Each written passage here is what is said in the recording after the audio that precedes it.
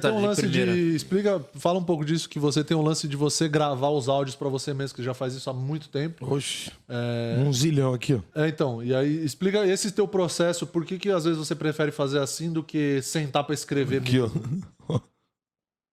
Não para, todo show, todo show. Tem até piada quando eu falo no palco. Porque eu, quando comecei a liberar, essa minha ideia de liberar o fluxo de consciência e deixar seguir no palco, eu gosto de me arriscar. Então, eu tenho o que eu chamo da minha cabeça de checkpoint. Lembra de jogo de corrida? A minha ideia é sempre essa. Você tinha 30 segundos até chegar ao próximo checkpoint. Se você não chegava, você perdia a quem chega lá do Faustão quase. Exatamente, como se fosse quem chega lá. Então, quando eu tenho a estrutura do meu texto, eu sei que na hora que eu falar caneca, a galera vai rir. Na hora que eu falar câmera, a galera vai rir. Na hora que eu falar cerveja, a galera vai rir. Eu já sei disso. Esse texto já funciona. Sendo que aí no meio que eu tô falando caneca, eu olho e falo, caralho, nessa caneca aqui tem escrito podcast. E aí eu lembro de podcast e aí eu, foda-se, eu começo a falar de podcast. E aí eu tô sempre gravando, porque... E aí a galera riu em um momento do que eu falei de podcast. Eu disse, eu tenho mais um aqui. Então na próxima vez que eu falar de cerveja, câmera e caneca, eu vou adicionar mais uma gagzinha do podcast. E aí show todo dia tentando, todo dia arriscando, todo dia achando palavra. Então quando você vai assistir meu show, saiba que é um texto que ele foi criado em cima de várias tentativas de erros, tá ligado? Esse de agora, que é basicamente você falando sobre ser ateu, né? Sobre o preconceito. O outro tinha o primeiro era 3 histórias, o segundo era uma história. Esse, como que é mais ou menos assim a estrutura? Não sei se atrapalha a falar. Não, acho que chega a ser spoiler. Esse é uma estrutura que eu meio eu sempre tento fazer as estruturas baseadas em filme, né? Eu piro nisso, em fazer umas estruturas diferentes. Em vez, eu tenho uma história e depois eu decido como é que eu vou contar essa história, tá ligado?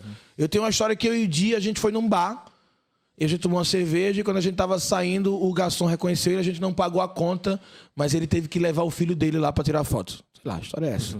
E aí eu quero contar essa história. E aí, em vez de eu penso, como é que eu vou contar essa história? Eu vou contar que que eu liguei pro Di, a gente foi num bar, ou eu vou contar primeiro do Di? Quem são os personagens? Quem é que vai estar na primeira pessoa? Qual é o início, qual é o meio, qual é o fim, tá ligado? Então eu já começo a pensar nisso. Eu falo, eu vou contar primeiro que... Um roteiro mesmo. Exato, eu penso como filme, tá ligado? Eu penso, primeiro eu vou contar sobre a filha do Di. Aí eu começo a falar sobre a filha do Di, vou falando só piada dela. Aí depois eu falo, agora eu vou falar da Fernanda. E agora depois eu vou começar a falar de mim. E daqui a pouco eu vou falar do bar. Daqui a pouco eu vou juntar tudo, todo mundo. Então, tipo, eu vou pensando em como é que eu vou fazer a estrutura da narrativa, porque a história eu já sei qual é. E aí nesse show... Ele começa com essa ideia de uma história que ela tem uma continuidade, mas é como se eu fosse meio que... É um show que eu vou meio que me defendendo. Eu vou falando sobre a minha criação, de ter sido criado no catolicismo, e falando das coisas que eu achava diferente, de que não fazia sentido pra mim. E aí eu conto pra plateia em algum momento que eu sou ateu, e aí eu começo a falar sobre o preconceito que eu sou por ser ateu. Você então, chegou a fazer algo desses materiais... Não, desculpa, termina. Não, é que a estrutura desse não é um storytelling. Sim. Ela tem storytelling porque é o meu perfil principal. Então, dentro de tudo isso, eu sempre abro para uma história. Eu conto 2 histórias de ateu, conto 2 histórias de catolicismo, conto a história do meu pai, conto a história do meu colégio. Então, tipo, são várias micro histórias defendendo um ponto de vista. Esses assuntos mais delicados, tipo, quando você vai testar... No solo é mais fácil, óbvio, a galera tá ali, mas mesmo assim deve ter um ou outro que ainda, né... É meio doente, você falou, levanta, vai embora. Por exemplo, no beta, que é uma noite de teste, que não é ali só o seu público, tá ali uma galera, né?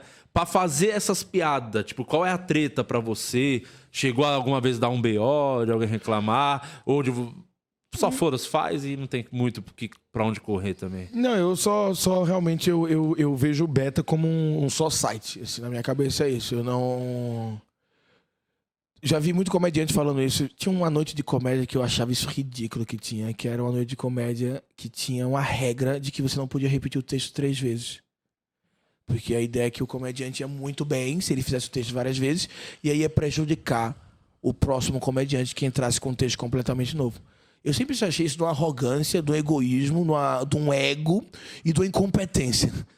Essa é a minha opinião. E isso ainda existe até hoje em uma noite de comédia. Porque pra mim a noite de comédia é o seguinte, é uma porra de um só site. A gente basicamente não cobra ingresso, a gente tá pagando basicamente pra estar lá, pra ter vídeo, e eu pago pra ter 15 minutos em cima do palco. Se eu quiser subir lá pra ficar tocando violão, a minha ideia é essa. Se eu quiser subir lá e testar um texto do meu primeiro solo, porque eu tô pensando em fazer um remake com ele, eu não tô testando isso, não. Eu tô testando.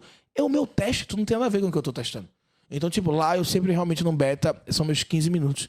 E eu já subi lá muitas vezes, só com a cerveja na mão. Não tinha nada na cabeça. E uma ideia. E Mal, um real de. tinha um rios, né? Um real de. um real de ideia na cabeça, cara. Um real de ideia na cabeça. E eu me divirto muito com isso. Tipo, eu tenho uma história e eu vou tentar achar coisas, porque eu não tive tempo pra nada. E aqui é o meu momento, e foda-se. E eu não me sinto julgado, principalmente porque o elenco é muito meu amigo. Todo mundo ali eu conheço, tá ligado? Tipo, não tem nada, é só tipo.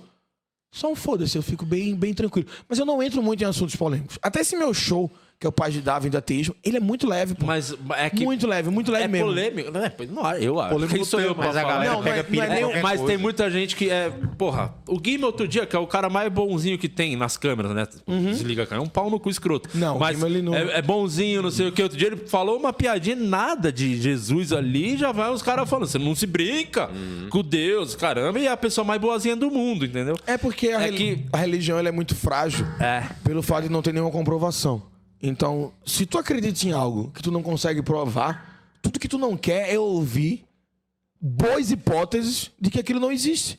É porque às vezes na vida da pessoa aquilo ali É a única coisa que ela tem. salvação dela. A Exato. base dela, né? Sendo que o meu show, eu deixo muito claro o tempo todo, em nenhum momento eu falo sobre você não acreditar. Eu falo o quanto eu sei da palavra, porque eu sei muito da Bíblia, não muito, mas eu sei um bocado da Bíblia, e eu sei muito mais de religião e da Bíblia do que a maioria das pessoas que eu conheço. Né? Então, por isso até que eu sou ateu. E o meu show é justamente sobre isso. Eu falo, velho, tu quer acreditar? Acredita.